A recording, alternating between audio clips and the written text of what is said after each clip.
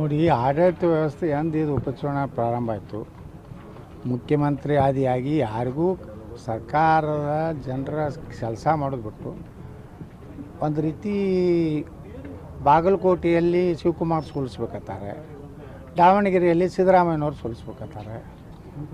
ಮತ್ತು ಇದು ವೈಷಮ್ಯ ಎಟ್ಟು ಬೆಳೆದ್ಬಿಟ್ಟದಂದರೆ ಅವ್ರು ಯಾರೂ ಕೂತು ಸರಿಯಾಗಿ ಆಡಳಿತ ಮಾಡುವಂಥ ಪರಿಸ್ಥಿತಿ ಉಳಿದಿಲ್ಲ. ಇದರಿಂದ ನೋಡಿ, ದಿಲ್ಲಿಗೆ ಪ್ರಯಾಣ, ಶಾಸಕರುಗಳು ಮಂತ್ರಿ ಅವ್ರು ಮಾಡ್ತಿದ್ರೆ ಅರ್ಹತೆ ಯಾರದದ ಅವರಾಗೆ ಮಾಡಬೇಕು.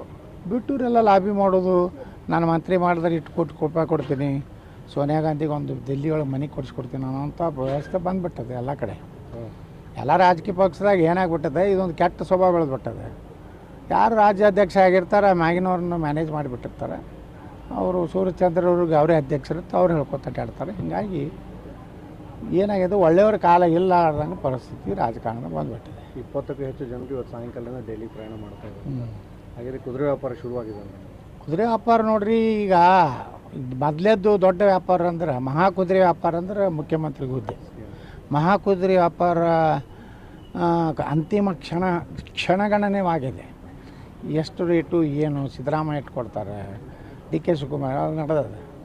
ಅದು ಏನಾಗ್ತೈತೆ ನೋಡ್ಬೇಕು. ಮಹಾಕುದುರೆ ವ್ಯಾಪಾರ ಆದ್ಮ್ಯಾಗ ಈ ಸಣ್ಣ ಕುದುರೆಗಳು ಏನದಾವಲ್ಲ, ಇವೆಲ್ಲ ಮಂತ್ರಿ ಆಗೋ ಕುದುರೆಗಳು, ಇವ್ರ ವ್ಯಾಪಾರ ಚಲೋ ಆಗ್ತದೆ.